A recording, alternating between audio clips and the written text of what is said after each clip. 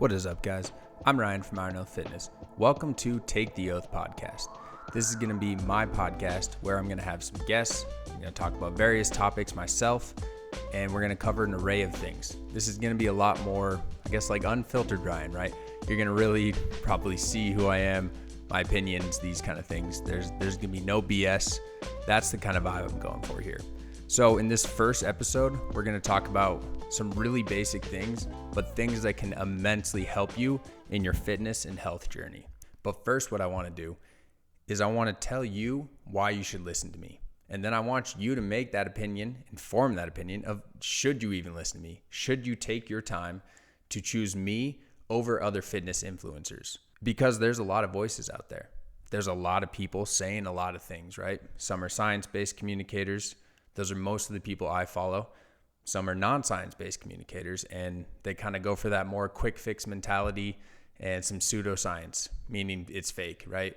But they might have a body or they might have a brand or just their name behind these kind of products that is giving them the credibility to talk, or I should say credibility, right? What I'm going to do for you is tell you my credibility and give you my background, give you my training experience for myself, for my clients, and then tell you exactly what I'm about. So let's do that, right? So first thing that I think is important is education. And I went to CSU, which is in Fort Collins, Colorado. Go Rams, baby, right? Those are supposed to be like some ram horns.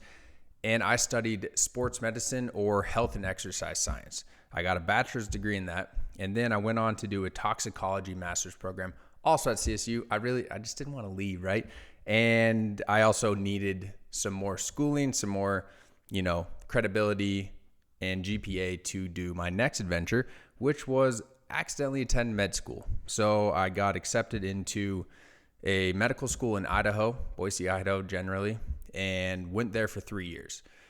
Basically, I did 75% of the work to become a doctor, and this was during COVID, just as a caveat, and this is a totally story for another time, right? I'm not going to get into this right now. But after 3 years, going through some rotations, I decided, after a lot of thought, obviously, this was not for me. I just spent about 6 years of my life studying to be a doctor, doing all the volunteer work to be a doctor, write all the interviews, applications, take the MCAT, all the things. And yeah, that was a hard decision, but I walked away. Wasn't for me and completely changed careers. Now I'm in sales. But with that education that I got in medical school, I got a lot of very tangible things for fitness and health. I love fitness, but I also love health, and it's a very close first and second, right? And I think that gives me kind of different talking points than a lot of people because I'm also a certified strength and conditioning specialist. So that's a lot of that fitness side, right? So I can blend my health and exercise science with my certified strength and conditioning. We'll call it a CSCS, right? Because that's a freaking long name to say a bunch. So my health and exercise science or sports medicine with my CSCS combined with 3-ish years of medical school, I know I have a unique perspective to bring to you guys. And that is assimilation of all those sort of things. So that's kind of my background for education.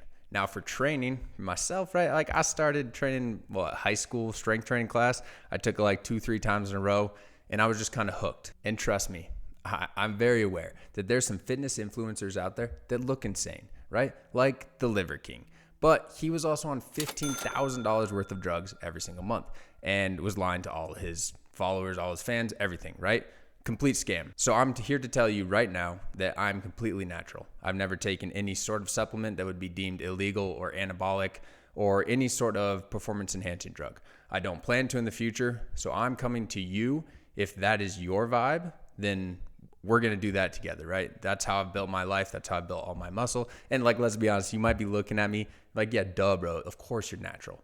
But I think it's good to say, I think it's good to be clear about those kind of things because obviously with, the Liver King example, he lied about it. He said he was natural. He said he wasn't taking stuff. And it was very clear to most people that he was, but he still amassed a massive following and they thought his tenets were true and that if they did those, then maybe they might look like him and they'd turn red, right? But that is neither here nor there. I'm just telling you that that's my journey. That's always been my journey, and that's going to be my journey. But I'm also not saying that if you take performance-enhancing drugs or anabolics for weightlifting, bodybuilding, that I'm disparaging you in any way. It's your life, your choices. I'm just telling you where I'm coming from. And honestly, a lot of the things I'm going to talk about will apply pretty much generally to somebody who's not taking drugs or to somebody who's taking drugs, right? For men and for women. And I will be very specific in how I say things, so it's taken that way. It's not just going to be some broad thing. I am a very specific and detail-oriented person with my scientific background, research, these kind of things, right? But it's a long way of saying I have a lot of training background. And I wanted to preface all this with that I've never taken any sort of performance-enhancing drug, because I used to be very, very skinny. And maybe I'll pull up a picture, put it on the video right now, of how skinny I used to be. I'm pretty sure I used to have more bones than muscle, right? So you might be looking at me being like, okay, like, yeah, he is obviously muscular, he's obviously fit, but like how, he's not that fit comparatively. That's cool, right? I'm happy with where I'm at. And really, it's more about where you start, I think. It's so easy nowadays to compare the end game, right? You see these people, they're on Instagram, they're on YouTube, and they're insane looking. But where did they start? They might have been the dude in high school that was already 200 pounds, right? I was like 120 pounds, 125 pounds in high school. So my growth to where I am now, which is about 185, I mean, they could have started at 200, maybe they're at 260. It's all kind of the same. It's just you end up looking different. And that's people. That's who we are. We're all unique. We all have different genetics. And for my training background, it's been about 10 plus years to put on the muscle that I have now.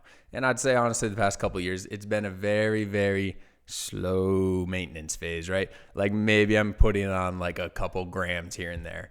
But it is kind of to that point where I'm like, we got to be trying to do some really crazy stuff to put any significant size on. And that's fun because I still love training just for how it makes me feel, right? Mentally, physically, emotionally, all these things. We're talking about emotions. It's going to get maybe sad, happy, all the things, right? But as far as training background for my clients, so when I started out, when I first got my certification, it was a lot more friends, family kind of thing, right? Guys, girls, all the things. But that was just for free. That was just like, hey, bro, you want to do this program together? Or, hey, man, can you write me something? Yeah, I got you, And then the past year and a half, 2 years, I actually started my own company. That's what this is right here, right? Iron Oath Fitness. And now I have been actually, writing programs for people, doing nutrition advice, obviously making content, these kind of things. So in terms of clientele, nutrition advice, I mean, I've been doing it for, I'd say, at least 12 years, but now professionally, right, about 2 years. So then let's go into really quickly what I'm about. And then I think you'll have a pretty good picture of like, all right, should we believe this guy? Like, why should we believe this guy? Should we trust him? I think all those answers are yes, but I'm obviously biased. So what am I about? Well, a lot of things, right? I have a lot of hobbies. I have a lot of interests. I live in Colorado, just so you know. So it's very easy to have a lot of these outdoor activities. So some things I like to dabble with. Golf. But I would say for golf, I like the quote of, I've pretty much played almost my whole life and I still suck, right? Because golf is just super hard. I like skiing, snowboarding. I mean, like I said, Colorado, we have some of the best mountains in the world.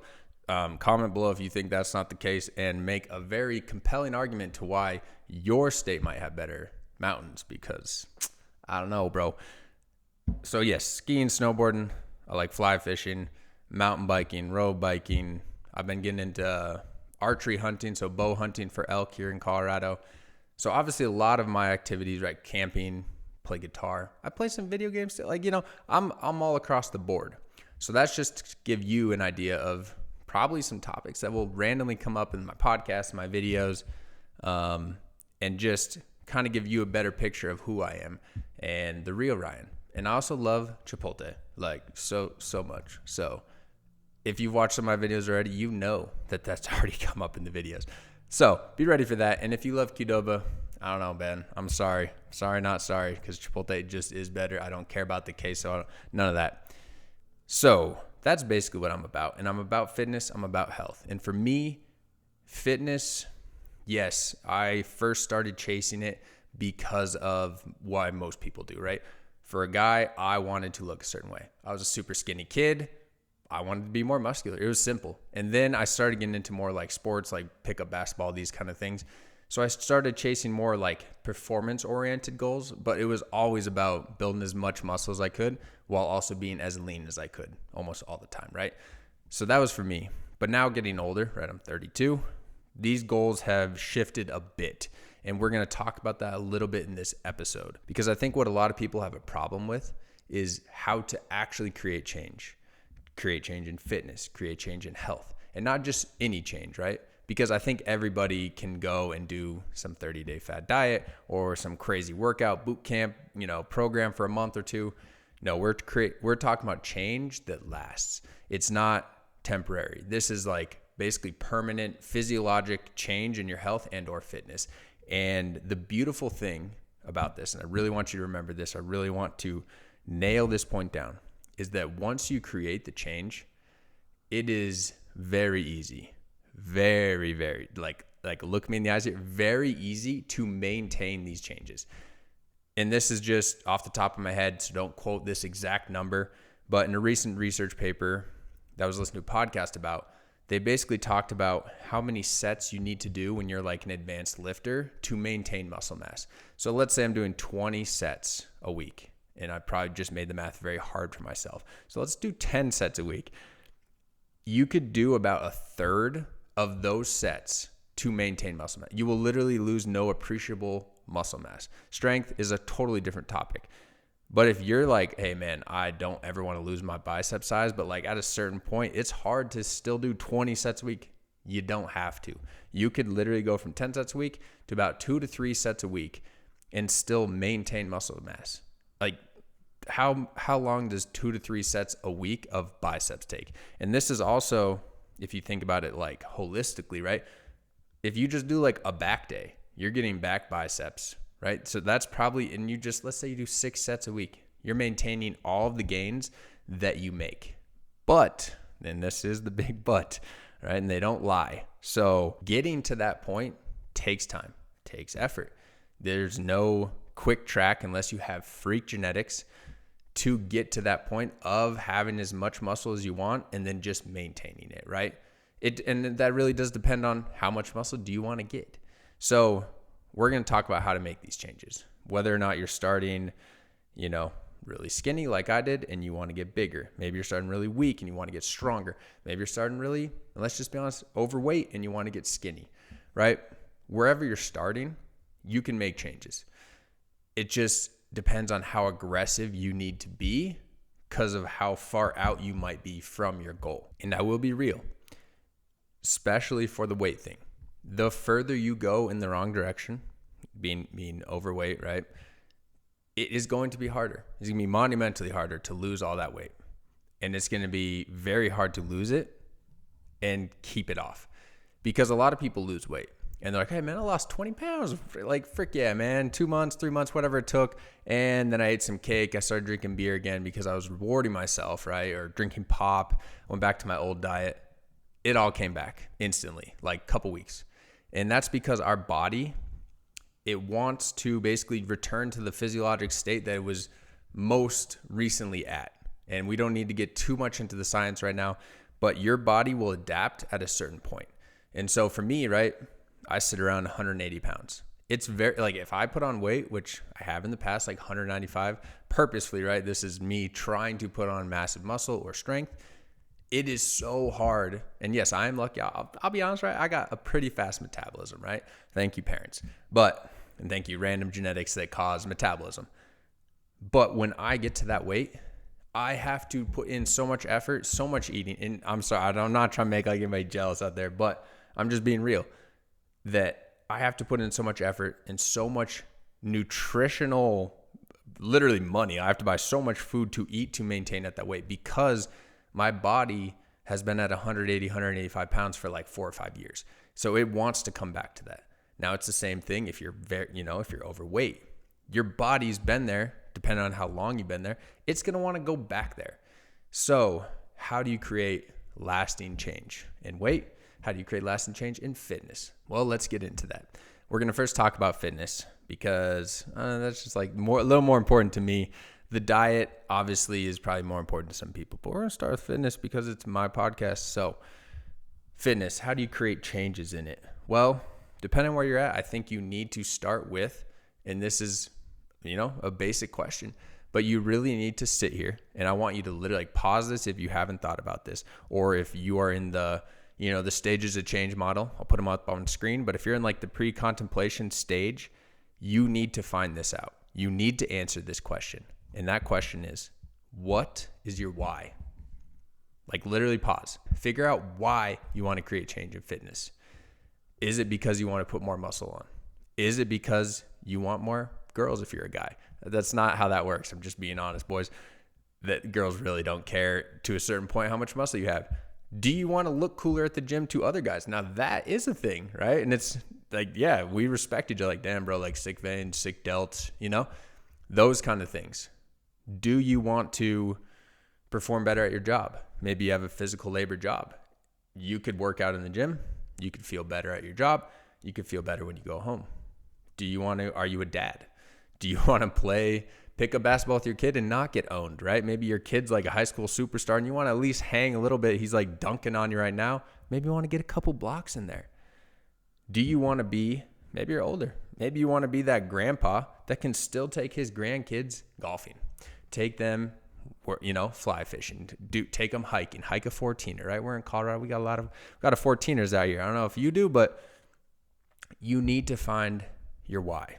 And not only do you need to find your why, I think you need secondary whys. Because like I said, for me, my original why was build as much muscle as possible. I just thought it was cool. I thought the body was cool. I thought it was cool how we could break down muscle and then build it. What? With protein and all these macronutrients and nutrition is freaking, I'm just going to sleep and all of a sudden ooh, that was a great feeling. But that was fleeting. And, after probably 5 to 8 years, I was okay, it's not, the gains aren't coming as much as they used to. Now I need a different goal. So I think your why or your primary goal, it needs to be dynamic. You need to be able to flip-flop. And so for my example, right? And maybe you could use this in your life. I chased the muscle, I chased the looks, the vanity, right? Over the past, I'd say 3 to 4 years, I've been a lot less about trying to put on more muscle and more about performance and the other activities that I do. So mountain biking would be a great example. I've been doing a lot of mountain biking recently. And because of the workouts I do in the gym, in my opinion, subjectively, I've been crushing it. I've been feeling good. My legs have been feeling good. I'm not getting sore. I'm not getting winded. And it's just a lot better experience. Another thing is that I've been getting interested in bow hunting, right, for elk.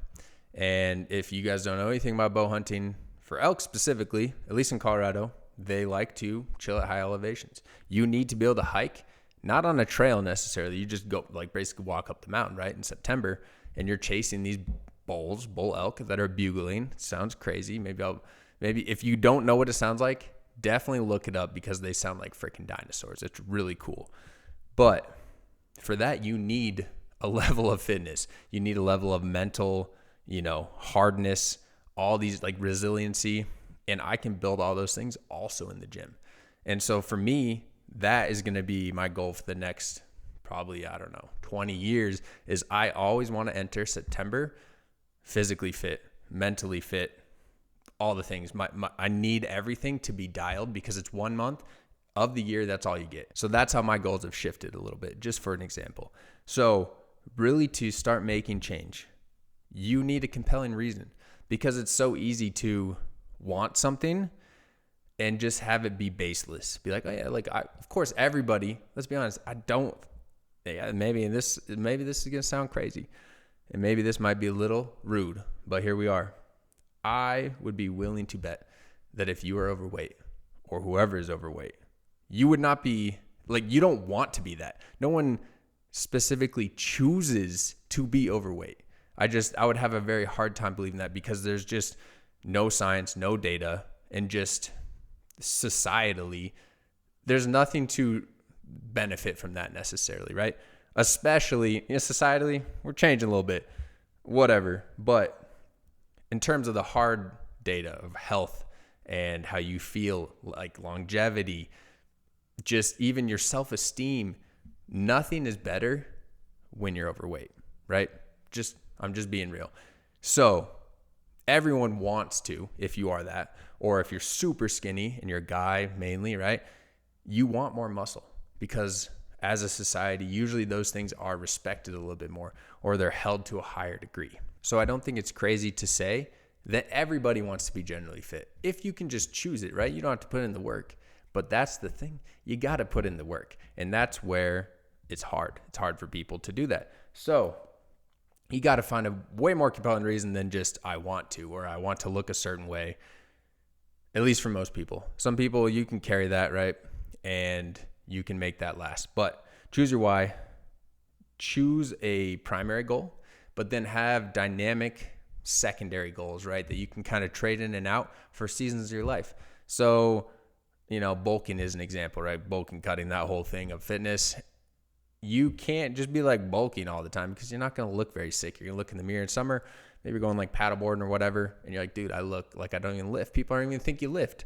But in winter, you go bear mode. You're wearing hoodies. We're wearing jackets, right? Depending on where you live.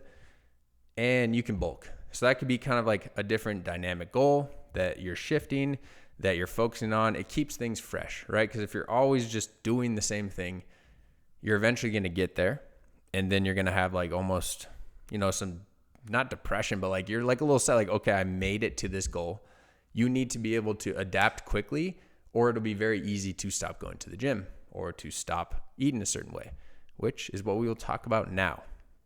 So for diet, I think the diet is a little harder for people because, especially in America, we have so many choices, so many choices, right? Of sugar-laden, fat-laden, ridiculously good tasting, right? I'm not gonna lie, food that is hyper palatable and it's on every street corner. You could drive past probably 5 to 15 restaurants on your way to work, on your way home. So how do you start making changes? I think for diet, one of the easiest things is the sub out, right? If you're familiar with sports or anything like that, and maybe this is just a stupid example because subbing out seems pretty obvious, but I like to, use some examples. But it's like when somebody's tired, you got to sub them out, right? And your body is going to get tired or already is tired of eating the same thing over and over again. That is not healthy for it, right? It's hurting. Your body is hurting. So what I want you to try to do, and this is going to be hard depending on what I'm about to ask you to sub out or what your first inclination of what you should sub out is. You need to take one food, maybe one food a week if you're like really ready to change, or maybe like one food a month if you're still like, okay, I don't know about all these changes, right? I'm like pretty happy. I'm feeling pretty good. So you choose the pace, but this is what I want you to do. So I think a tangible example of this would be if you're a soda drinker. Soda's great. I love Dr. Pepper. I used to, right? But I honestly don't drink soda. It's been, I don't even know, 5-10 years. And I'm not sitting here trying to brag about that. I'm just being real with you guys. This is the life that I live. So I think for that reason, I can say what I'm about to say with some conviction. But if you're a soda drinker, you need to sub out soda, but you shouldn't just completely take away that fizziness, right? Or maybe that's your caffeine hit. So what you should do is instead of soda, try LaCroix or try one of the many sparkling drinks that you can get now, right? This would be same if you drink beer a lot. You can go from beer to the non-alcoholic beer. That stuff is like literally trending. The amount of friends I have that are like, dude, like try this non-alcoholic beer. It tastes just like beer. Like if I think that can help immensely in terms of not going from like drinking beer or drinking soda to nothing. So those little substitutions, right, can get you on the right track to then eventually completely taking it out. And so that's where I talked about the pace. You don't want to be like, okay, this week, and I think this is a huge problem with so many people. We'll talk about it next in this next section, but you don't want to be like, I'm subbing out 5 things, bro, and I'm taking out beer, soda, chips, and my cereal in the morning, Reese's Puffs, you know what I'm saying? No, we're not going to do that. You're probably going to fail, right? There might be some people out there that can do that kind of stuff, and that's amazing. There might be some people out there can do that, and you have some serious fortitude if that is you.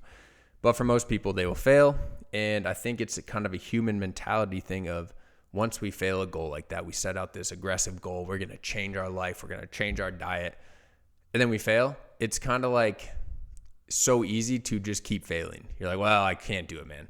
But by setting little things, little substitutions, you get momentum. You start carrying that momentum, and it's easier each day to be like, boom, boom, boom. I'm going to do this. Like, I already did that. I know I'm capable of doing something like this. So choose your pace, sub stuff out. That would be, I think, the quickest way to start making changes in your diet. You sub, so say you're eating a lot of milk chocolate. You go dark chocolate. We already did the soda. We already did the beer. Maybe you're eating chips. Start eating some of that Smart popcorn or the popcorners, right? Those kind of things. They're going to be a lot less calories, less ingredients, these kind of things. Maybe you eat a lot of white bread. Maybe you're a Wonder Bread kid still, right? Start subbing out some Wonder Bread for some whole wheat bread, or, bagels for whole wheat bagels. Anything like this. Just white rice, brown rice. I could go on for days with the substitution. I'm actually making a whole video soon about basically how to start losing weight. And we're going to go through some very tangible, showing you the substitutions that I would make, calories in, calories out, the comparisons, right? That'll be in the future. But I think that's a very good way to start making changes without getting too complicated, without telling you have to start counting calories, MyFitnessPal, like you got to scan everything in. It's too ridiculous for people. Like, even for me, and I'm pretty diligent about these things, I have a hard time tracking calories on a daily basis. So I think that's step number 1. Step number 2 of changing your diet would be, after you sub something out, you start taking something out. So for me, perfect example, if I want to start losing some weight, right, make some serious changes in my weight, because let's be honest, Lara bars are calorically dense, and probably a lot of people out there are like, dude, Lara bars taste like absolute crap. And they kind of do, but I've just got used to maybe them tasting like crap. Also, look, a little life hack, put them in the fridge. I think they taste like way better in the fridge, but whatever, that's a complete stupid tangent. But for me, if I took out Lara bars, because I probably eat one about once a day, that's 220 calories. If I do that times 7, that's a lot of calories per week. That's going to be a lot of caloric deficit that I was not getting. And that's a very easy way to just start losing weight and not counting calories. You just take something out. So you start with the sub out technique, then you go to the takeout technique, right? And then from there, what I want you to start thinking about is consistent diet. I do not want you, I guess, let me rephrase, consistent food, because I think the word diet is bad. I think people go on diets. I think they do the keto for 30 days, intermittent fasting, time restricted eating, whatever the frick you want to call it.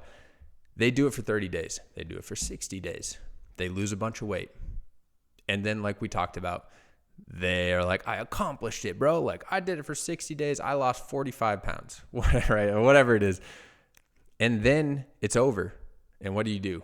Most times you go back to how you're eating. At least that's in my personal, sphere of people. That's usually what happens. They go back to how they're eating, and then they complain. Like, I put on all the weight again because, yeah, I do know, because you didn't have a plan. And I'm not, I'm not trying to like crap on people here, but like, you do have to be ready for that, because we are humans. We want to reward ourselves. We have that natural like ending of like, oh, I did it. Boom. Now I'm eating cake. I earned this, right? Like, you deserve that. I think you need to have a very consistent food plan with built-in inconsistencies. So for me, I pretty much eat the same thing every week, generally, right? Am I going to swap out a vegetable or a fruit, or like, do I get maybe blueberry bagels sometimes instead of everything bagels? Dave Killer Bread, shout out, Dave's Killer Bread. Those things are amazing. But yes, sometimes I do. Those are the inconsistencies, but it's not like all of a sudden I'm going to swap out my bagel for like a donut, right? That's like A to F kind of thing. So the built-in inconsistencies are more like, okay, you have a work outing. You have to go and do some nice dinner, right? Depending on the company you work at, maybe you're going to like some really nice steakhouse. Yeah, you're going to order a nice steak, right? You're going to have a glass of wine. But if you're doing that all the time, you can see that's reckless. And that is where, it's hard to control. There's too many factors. So when you're consistent Let's take a whole month, for example. When you're consistent 26 days of 30 days, you have 4 built-in days where you can kind of like F around, right? You can be a little free-spirited, right? You can experiment, and I think that's totally fine. So you do really have to be diligent with having a food plan, or the food that you eat. You want to find something you can consistently eat, right, for years and years, that is healthy, that will give you the nutrients and the protein and the macronutrients that you need, right? Protein, fat, carbohydrates. You want to find something that on a weekly basis is covering all those bases, and you have enough, variety, and where you still have some of the joys of life, right? Like maybe some honey for some sugar, or, maybe like a little bit of maple syrup on some Kodiak cakes, right? Something like this, or some dark chocolate. So there's always room to you don't have to be perfect. Consistency is not perfect. And that's what we're about to talk about next. But to wrap up the diet, not even diet. See, it's such like a common word. To wrap up the food plan, the food that you eat, you need to find something that you can eat consistently, that you go to the store every week and basically buy the same things. It's boring, but it works. Boring usually does work. And I will say one more thing here about the inconsistencies. So let's say you travel for work. I travel for work, right? At least once a month. And obviously it's hard to not get derailed. And we're going to talk about that in this next section as well, is like how to stay consistent in fitness and health just in general. But with travel, work or pleasure, it's very easy to completely derail your consistency, right? So I'm just going to give my quick tip for the diet and for the fitness for travel. If you can, and I got my company to do this, I had them buy me a gym pass. That is the same gym I go to here, Vasa Fitness, right? Shout out. Very cheap, $10 a month. Or it might be $15 for like doing all the states, right? So I usually travel to Arizona, and they have Vasa Fitness there. So I have a actual commercial gym, because I'm not gonna lie, I go to hotels and I don't get to stay at the nicest hotels. And they usually have those very basic, 7 to 15 pieces of cardio equipment and like 2 dumbbells, right? It's ridiculous. I don't look at that and be like, yeah, brother, we are working out tonight. No, I'm like, and I'm skipping today. Yeah, we're just going to go and we're going to eat Chili's. I'm going to eat a lot of hot wings, the ribs, the baby back ribs, right? The whole song. And I'm going to go to bed watching SportsCenter. Right? So I needed something more inspirational. So now knowing that I can go to the same gym, commercial gym, with all the things, all my machines, right? Tons of dumbbells, people, the energy, it's all there. It's beautiful. I go on work trips, and sometimes I get better workouts because I have not as many distractions. Like I don't want to sit in the hotel room. I want to go to the gym. And as far as the food, obviously it's very easy to eat out for breakfast, lunch, dinner.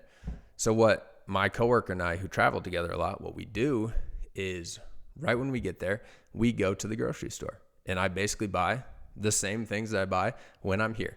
Because you can stay at hotels that have the pots, the pans, right? The fridge, all the things. So that takes care of a lot of the meals where I might be eating out. And then I can eat in. And it's all Gucci, right? But let's talk about consistency. And what I already said, but I'm going to say it again, is people have this, I think, idea that people who are consistent with fitness and health, they think it's perfect. Like, oh yeah, man, that guy never drinks, or he never eats a Snickers. Like, yeah, some people are, they're freaky like that. But that's not me. Like, I would say I'm like 97% consistent. But that 3% of inconsistency is like just this last week, and we had like a sick little game night, right? We were playing catchphrase. If you know, you know. I drank some wine. Who the frick cares, right? Like, I'm fine doing that like once to twice a month. You're not perfect. I skip workouts sometimes, right? Yeah, of course. Sometimes as much as I love it, I even literally, as you see, have a home gym. It can't get much easier. I have to walk down a flight of stairs to work out. And I still sometimes, I'm like, no, I'm not even going to walk down those stairs. I'm not working out. So you do not need to be perfect to be consistent. You just need to be showing up more than you're not showing up. And what I think a lot of people do, and if this is you, let's change this mentality, is you're sitting on your couch. What do they call it? Couch to 5K. I think people take that literally sometimes because they're like, bro, like, yeah, I'm a couch potato. I need to like Changed my fitness, changed my health. My doctor told me to lose weight, all the things, my diabetes, right? Lipids, everything's out of control. Let's change it today because we're Americans. We want quick fixes. So they get off their couch and they literally go out and run a 5K. And then they think that's not enough. I don't see changes the next morning when I wake up. So they run another 5K and then another 5K. And then they literally they make this crazy goal of I'm going to run every day for 30 days. Well, guess what? If you run and let's say you don't run, right? Like this person, you never have ran.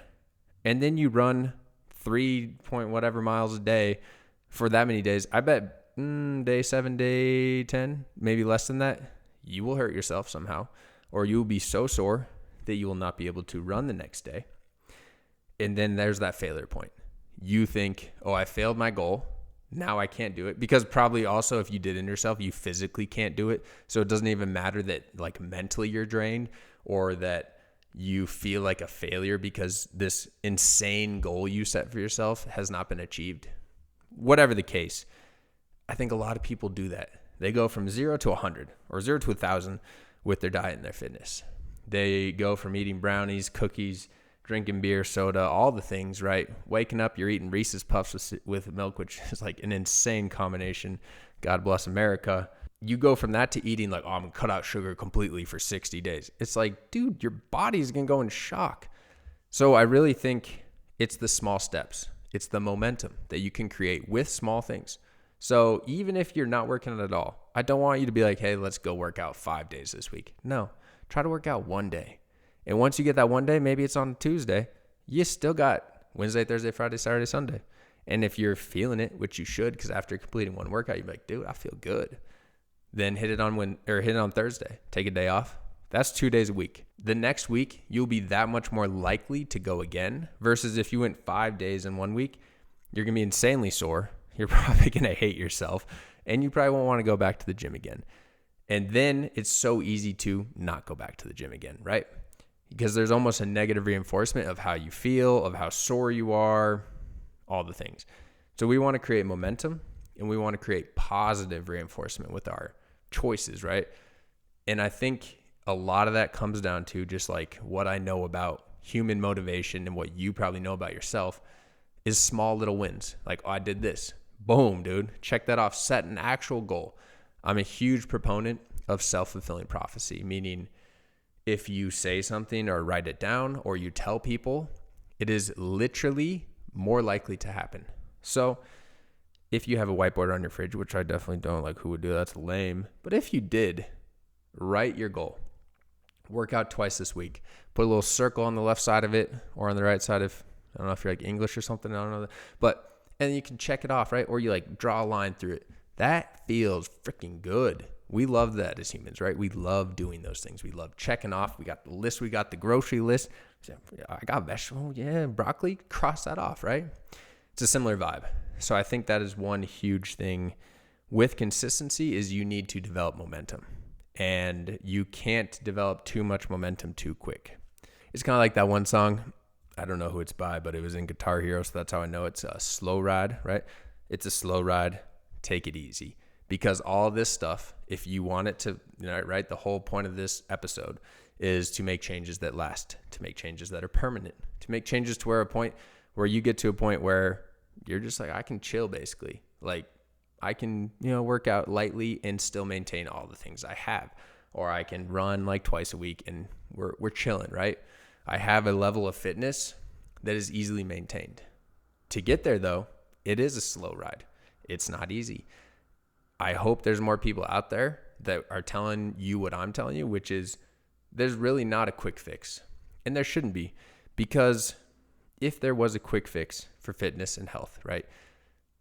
And I guess I should caveat, there are some, right? There's some surgeries and the whole Ozempic thing that's going on right now, all that stuff.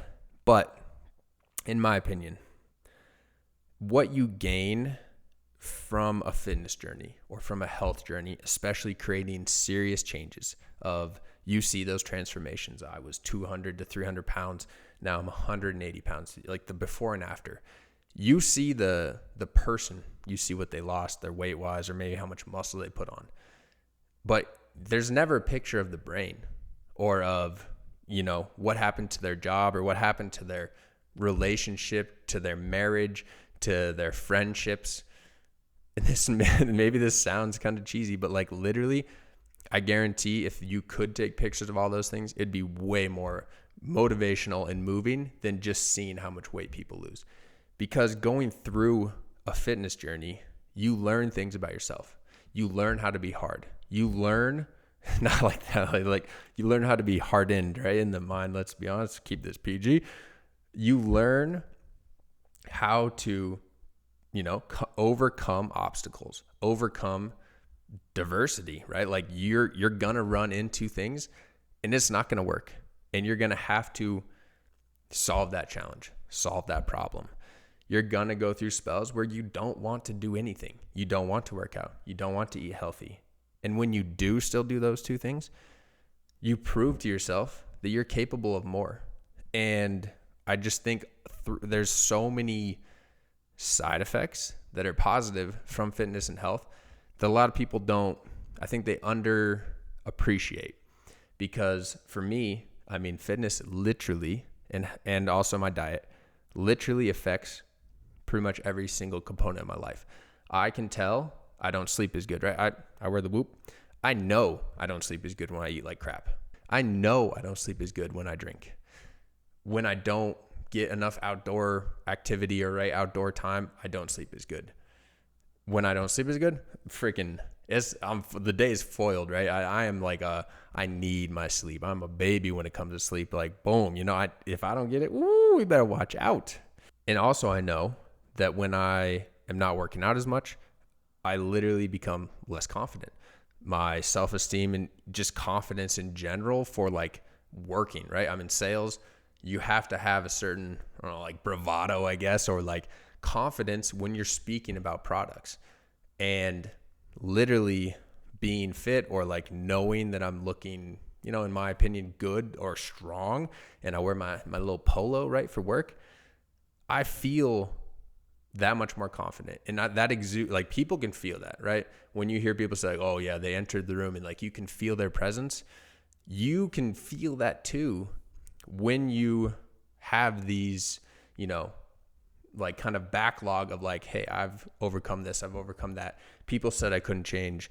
My doctor said I could never lose that much weight, or like my doctor gave up on me, my family gave up on me. Whatever it is, you can change. Everyone can do it. There's crazy stories out there all the time. It's just, you have to put in the work. And depending on where you start, it's going to be harder. If you're starting at a very high body fat percentage, yes, it's going to be difficult. If you're starting super skinny and your metabolism is like cranked through the roof, it's going to be hard to put on muscle. But with enough work, trust me, you can do it. And I think that's the takeaway, is that what are you waiting for, right? If not now, then when? When are you going to start? Because it's very easy to keep pushing stuff off and be like, I'll start next year, or like, after the holiday. Bro, there's always holidays, right? If you look at the freaking calendar now, was there like literally everything has a freaking holiday? T-shirt day, flag day, taco day, Memorial Day. And we're going into like, oh no, it's Thanksgiving now, then it's Christmas, but then it's New Year's, and now it's Valentine's. There's always holidays. So we need to drop them excuses. We need to pick up a purpose. And I think the main takeaway of all this is to create change. You really do need to have a why. And it needs to be a very compelling why for you and for this season. And then you need to be dynamic with that. You need to be able to change your why. It should not always be the same. And create accountability for yourself. I should have maybe talked about this a little earlier, but we'll end on this. Tell people, hey man, yeah, like I've been going to the gym. I'm trying to this is going to be awkward. Yeah, let's be honest. Like, hey, I'm trying to lose like 30 pounds. Like tell your friends, like your close friends, they're going to support you. Or you might have another friend that's like you and maybe they want to lose weight. And then boom, you guys come together. And that is a huge thing, especially for fitness, is workout partners. Is that accountability of like, they're always showing up, you need to show up, is massive. So create these things, start small, get big, right? Like literally, but you start small and slowly add in things to create consistency, to get the ball rolling, right? get that momentum, and you guys can crush it. I want you to believe in you as much as I believe in you, right? Which is a lot, because I've seen some really cool things when people really put their mind to something. So if you have any questions about any of this, or just comments in general, maybe you're on the journey right now, let other people know. Empower some other people. They can read your comment, and then maybe they'll reply back. You guys have like a little comment like, ooh, like I'm doing that, I'm doing this. And it's great. Like, I love to see that kind of stuff of kind of people rolling off each other. Like, yeah, man, I'm in this too, brother, or I'm in this too, sister. I don't know if girls say that, but guys, like, that's the thing right now. Like, everyone's just like, yeah, brother. So until next time, I'll probably do about one of these a week roughly. And I will continue to make, obviously, the other videos I've been making. And also with that, if you do have a specific video idea for me, I'm always happy to at least list, like, at least I'll look and think about making that video depending on the topic. But until next time, happy lifting.